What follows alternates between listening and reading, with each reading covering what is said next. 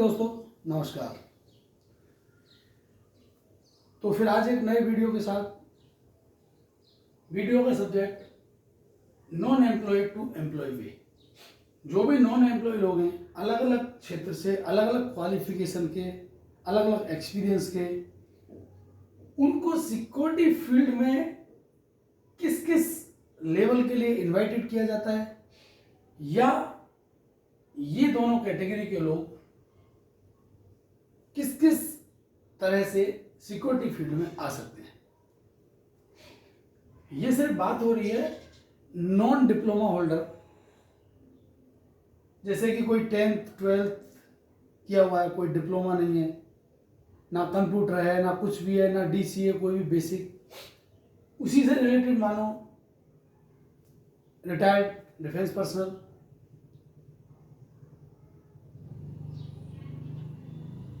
Below officer rank.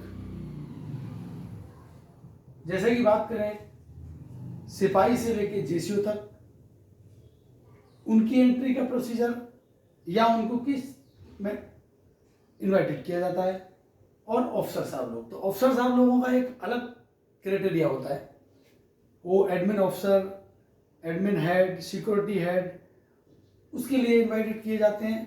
और आज की डेट में बहुत ही हमारे अफसर लोग बड़ी बड़ी इंडस्ट्रीज में होल्ड किए हुए हैं, जिनके डाउन द लाइन हमारे PBO और हम सब लोग भी वहाँ पे काम करते हैं मिलजुल के, जैसे कि हमने डिफेंस में किया है। और अगर दूसरी तरफ चलते हैं तो अनुभवहीन अनपढ़, अनुभवी अनपढ़, अनुभवहीन 8th 9th क्लास वाले बच्चे, अनुभवी 8th और 9th क्लास वाले बच्चे जिनको सिक्योरिटी फील्ड का कोई अनुभव है या कहीं भी उन्होंने घर से निकल के काम किया है, ज़्यादा उम्र वाले लोग जिनकी 50 से ऊपर एज है, कहीं बेचारे बेरोजगार हैं, नहीं काम हो रहा है, एजुकेशन भी नहीं था, या 8वीं 7वीं था, या 60 साल से ऊपर वाले भी। ये सिक्योरिटी फील्ड एक ऐसा फील्ड है जो हर आदमी को रोजगार देने का काम करता है। देखने में लोगों को दूर से इसके बारे में नेगेटिविटियां, भ्रांतियां ज़्यादा हैं, लेकिन अगर इसके अंदर आप घुस के देखते हैं, मैंने इसीलिए ये इस चार्ट के मुताबिक समझाया है कि हर आदमी इस फील्ड में रोजी रोटी ले सकता है। कंडीशन दो हो सकती है, वो कंपनी रोल में भी आ सकता है और वो ऑफ रोल एजेंसी के थ्रू भी आ सकता है। अब इसको आप ध्यान से समझेंगे। मैं आज इस वीडियो में कवर करूंगा सिर्फ डिफेंस पर्सनल के लिए और एजुकेटेड एक्सपीरियंस लड़कों के लिए। फिर नेक्स्ट वीडियो में मैं कवर करूंगा अनपढ़ और अनुभवीन के लिए, क्योंकि वीडियो ज़्यादा लंबा हो जाता है, समझने में फिर दिक्कत होती है। तो अभी हम चलते हैं इस पार्ट की तरफ। 10th 12th unemployed, 10th 12th experience है, वो भी एक अनएम्प्लॉयड हुआ अगर वो कहीं काम नहीं कर रहा है। ग्रेजुएट भी अनएम्प्लॉय हो सकता है। मानो किसी ने BA किया सिंपल, ना कोई कंप्यूटर कोर्स किया ना कुछ किया, तो उसके लिए नौकरी की बड़ी दिक्कत हो सकती है। क्यों? हर जगह आज कॉर्पोरेट में भी और कहीं भी इंटरव्यू अप्रोच कॉर्पोरेट में, सिविल में भी चलता है, किसी न किसी का रेफरेंस। और रेफरेंस आदमी देने के लिए पहले ये सोचता है कि जिसका मैं रेफरेंस दे रहा हूँ वो मेरे लिए सही रहेगा, क्योंकि कल कुछ गलत होता है तो रेफरेंस वाले आदमी को पकड़ा जाता है। सेम अगर हम बात करें ग्रेजुएट एक्सपीरियंस, सेम चीज यहाँ तक। यहाँ से नीचे डिफेंस रिटायर्ड फ्रेशर। जब डिफेंस से कोई फ्रेशर रिटायर्ड होता है, NCO में सिपाही, नायक, हवलदार, NCOज में, उसको नौकरी देने के लिए भी कई जगह भटकना पड़ता है। रेफरेंस के थ्रू फिर वो अंदर एंट्री करते हैं और एक्सपीरियंस लेने के बाद फिर वो थोड़े आगे बढ़ते हैं। सेम डिफेंस पर्सनल, JCOs या और भी डिफेंस, BSF, आर्मी, नेवी, जो भी है, सभी की बात कर रहा हूँ, कॉमन डिफेंस अगर जोड़ दिया तो यहाँ भी फ्रेशर और एक्सपीरियंस में जॉब लेने में फर्क पड़ता है। अब अगर आप बोलेंगे कि मेरे को ये क्यों आइडिया है कि ऑफिसर साहब को छोड़ के मैं हर तरह के आदमी का, हर तरह के व्यक्ति का इंटरव्यू लेता हूँ, और ये अनुभव के आधार पर ही मैं ये वीडियो बना रहा हूँ। मेरे पास ऐसे लोग भी आते हैं डिफेंस में जिनको कुछ नहीं पता है, भाई रिटायर हुए, वहाँ कोई एजुकेशन तो है नहीं। जब वो वहाँ से रिटायर्ड होते हैं तो यहाँ पे आने के बाद जब वो इंटरव्यू में आते हैं, उनसे 2-4 चीज़ इंडस्ट्री की पूछी जाती है, नहीं लिया जाता है। जैसे कि मैं बात करूँ अदानी, रिलायंस, कई इंडस्ट्री ऐसे हैं जो सिर्फ JCOs को लेते हैं, लेकिन JCOs हमारे जो होते हैं उनके पास फौजी एक्सपीरियंस बहुत ढेर सारा हो सकता है, लेकिन सिविल का एक्सपीरियंस नहीं होता है। और आज की डेट में प्रीमेच्योर का ज़माना है, लाइन लगी हुई है, तो लोग सब एक्सपीरियंस और जो अच्छा इंटरव्यू फेस कर सके उसको लेना चाहते हैं। अभी अभी की घटना है, एक इंटरव्यू हुआ रिलायंस बेसिस पे, उसमें सभी जेसीओ लोग आए, लेकिन उसमें भी कुछ को सुपरवाइजर में डाल दिया गया और कुछ को ऑफिसर्स में डायरेक्ट ले लिया गया है, और वो भी रिलायंस की थर्ड पार्टी में। मैं किसी को मोटिवेट वाली बात नहीं कर रहा हूँ, ये ग्राउंड समझने वाली बात है। जब भी आप कहीं सफल ना हो, जब आपको लगे कि मैं बेरोजगार रह गया फौज से आने के बाद भी, या ये 10th 12th ये पढ़ाई करने के बाद भी, ग्रेजुएट होने के बाद भी, तो आप इस फील्ड की तरफ मुड़ सकते हैं और आप एक अच्छा करियर खड़ा कर सकते हैं। थोड़ा टाइम लगेगा और जितना जल्दी आप एक्सपीरियंस लेंगे उतना ही आपकी सैलरी, आपकी ग्रेजुएटी, आपका प्रमोशन, ये सब कुछ आगे बढ़ता है। अभी बात करते हैं 10th 12th की। जो 10th 12th लड़के आते हैं, इनकी बड़ी एजेंसियों में बहुत ही अच्छी एंट्री होती है और इनकी सैलरी भी, गार्ड की बात कर रहा हूँ मैं, कॉमन बात कर रहा हूँ, गार्ड, सुपरवाइजर और प्रमोशन का मैं वीडियो पहले डाल चुका हूँ। ये बहुत अच्छी नौकरी ले सकते हैं। 10th 12th एक्सपीरियंस है तो इनको नौकरी लेने में बहुत ही इजी रहता है और बहुत ही इजीली है जॉब ले पाते हैं। जैसे कि मेरे पास कोई 10th 12th लड़का आता है तो उसको इंटरव्यू में बहुत मशक्कत करनी पड़ती है, और जैसे ही कोई एक्सपीरियंस आता है उससे हम इंडस्ट्री से रिलेटेड गेट पास, क्राउड कंट्रोल, इमरजेंसी, इनके बारे में जैसे हम 10 क्वेश्चन पूछते हैं तो हमको पता लग जाता है कि इस बंदे को एक्सपीरियंस है और उसको हमें भर्ती करने में बहुत ही इजी होता है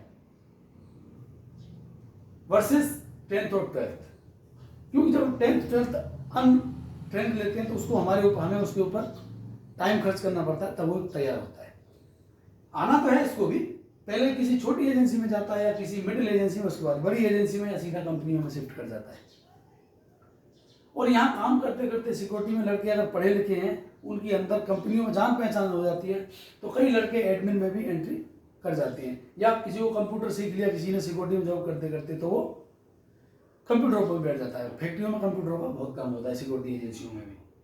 ग्रेजुएट बहुत ही अच्छी अपॉर्चुनिटी, लेकिन लैक ऑफ एक्सपीरियंस, यहाँ भी थोड़ी सी दिक्कत आती है। लेकिन अनपढ़ के मुताबिक इस ग्रेजुएट की पिकअप पावर तेज होती है, क्योंकि इस ग्रेजुएट उसने कॉलेज किया है। ये लड़के सिक्योरिटी अफसर तक, सिक्योरिटी मैनेजर तक चले जाते हैं, बशर्ते कि इनके पास अनुभव और डिसिप्लिन, क्योंकि सिक्योरिटी में डिफेंस जैसा ही डिसिप्लिन चाहिए। बेल्ट एक बार हमने लगा दी, कैप एक बार लगा दी, सुपर एक्सपीरियंस, ग्रेजुएट एक्सपीरियंस। जैसे ही ग्रेजुएट एक्सपीरियंस आता है, ये अडानी, रिलायंस, छोटी सिक्योरिटी कंपनी लेवल पे भी ये इंटरव्यू देते हैं और होते हैं। हमारे साथ हैं ऐसे लोग जो एडमिन सिक्योरिटी में काम कर रहे हैं, जो कि सिविलियन थे, ग्रेजुएट थे, कंप्यूटर आता था, और आज वो अच्छी सैलरी 50, 60, 40 हज़ार सैलरी लेके अपने परिवार को, और प्राइवेट एजेंसियों में वो assignment manager, area manager, field officer के तौर पर काम करते हैं। डिफेंस पर्सनल की बात करें, इनके लिए बहुत ईजी हो जाता है कि इनके पास एक डिफेंस एक्सपीरियंस मायने रखता है। एक डिफेंस पर्सनल को, फ्रेशर को, छोटे इंडस्ट्री में, छोटी सिक्योरिटी एजेंसी में जॉब एक ही झटके में मिल जाती है। लेकिन यही फ्रेशर अगर जिंदल, अदानी, रिलायंस, जो भी बड़े ग्रुप हैं, उनमें अगर फ्रेशर के तौर पर जाता है तो इनको बहुत ही डिफिकल्टी का सामना करना पड़ता है। लोग अप्रोचेज ढूंढते हैं, फिर भी काम नहीं होता है। इसीलिए इनको किसी छोटे इंडस्ट्री में एंट्री मारें, वहाँ 2 साल 3 साल रेगुलर काम करें, सैलरी मायने नहीं रखती है। और जैसे ही यहाँ से निकल के एक्सपीरियंस बन के किसी कंपनी में इंटरव्यू देते हैं, इनको फट से जॉब मिल जाती है, वहाँ से 20-30% हाइक पे। यानी जो रिटायर्ड पर्सनल फ्रेशर जब एंट्री हुआ था उसकी सैलरी अगर 30,000 है, और यहाँ से ये किसी इन्वाइटेशन पे सिक्योरिटी फील्ड में बुलाया जाता तो यही 50 में 40 में चला जाता है अपनी सुविधा के अनुसार। सेम जेसीओ साहब के लिए जब ये फ्रेशर आते हैं तो इनको बहुत भटकना पड़ता है। मेरी नॉलेज में, मैं एज ए डिफेंस पर्सनल होने के नाते मेरे लिंक में बहुत डिफेंस पर्सनल रहते हैं, और मेरी सोच भी ये रहती है कि कोई भी डिफेंस पर्सनल बेरोजगार ना रहे। जो गवर्नमेंट जॉब नहीं ले पाया, जो बड़े फील्ड में नहीं जा पाया, इस फील्ड में उसका वेलकम किया जाता है। हम सिक्योरिटी फील्ड इनके लिए इनवाइट करता है, और इनको जरूरत है तो ये लेता है, बशर्ते हमारे पास थोड़ी सी नॉलेज हो। और यही जेसीओ साहब जो फ्रेशर कहीं छोटे फील्ड में रहते हैं, इनके पास जब एक बेस्ट एक्सपीरियंस होता है 3 से 4 साल का, 4 से 6 साल का, तब ये बड़े इंडस्ट्री में as a admin manager, as a security manager, as a security अफसर, एज ए एरिया अफसर, एरिया मैनेजर, इस तौर पर इनको लिया जाता है। ये यहाँ मेहनत का दौर है, ये सिविल है, डिफेंस में जब हम होते हैं तो वहाँ की प्रक्रिया, अगर आप डिफेंस पर्सनल सुन रहे हैं तो वहाँ की प्रक्रिया एक अलग होती है, और बात करें सिविल में आके अलग। फौज का डायलॉग एक आप भी जानते होंगे, मिल जाऊं सर।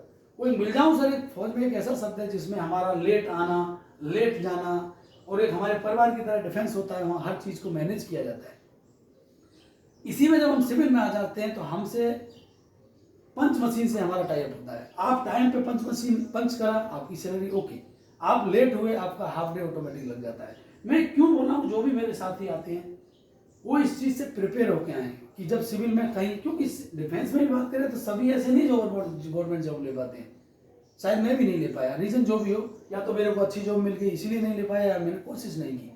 इसमें दो लोग ही पक्ष होते हैं, या तो हम कोशिश करके ले नहीं पाए, या हम कम जानते थे, कम नॉलेज थी, या हमें इंडस्ट्री में मज़ा आ गया, अच्छी सैलरी में आराम मिल गया। क्यों? इंडस्ट्री में घर से गाड़ियाँ लेके जाती हैं, घर पे गाड़ियाँ छोड़ती हैं, कंपनियों की बसें होती हैं, वेल सेटल्ड लोग हो जाते हैं इंडस्ट्री में। हमारे जो अफसर साहब लोग हैं प्रीमेचर करके भी आते हैं और इंडस्ट्री में फर्स्ट क्लास सेटल हैं, बड़े बड़े इंडस्ट्री में अच्छे पैकेज, करोड़ का पैकेज उनका होता है, 80 लाख 75 लाख 50 लाख का पैकेज। एक अफसर साहब के लिए किसी भी बड़ी कंपनी में मैं बोलता हूँ 25 और 20 लाख का पैकेज एक नॉर्मल होता है। साहब लोग भी सुनेंगे, वो जान सकते हैं, और मैं घूमता हूँ। तो दोस्तों ये तो बात हुई एजुकेटेड और डिफेंस पर्सनल के लिए। अभी हम जो नेक्स्ट वीडियो बनाएंगे अनपढ़ और पढ़े लिखे, क्योंकि मैं वीडियो क्यों बनाता हूँ कि हर एरिया के लिए इंस्टीट्यूट है, इंजीनियरिंग कॉलेज इंस्टीट्यूट, कैंपस से लोगों को लिया जाता है, बीटेक एमटेक कंप्यूटर साइंस, ये साइंस वो साइंस, उनके लिए मोटिवेटर भी बहुत है और उनके कोचिंग सेंटर भी बहुत हैं। लेकिन अगर हम बात करें तो आपको इन चीज़ों का कोई कोचिंग सेंटर नहीं मिलेगा।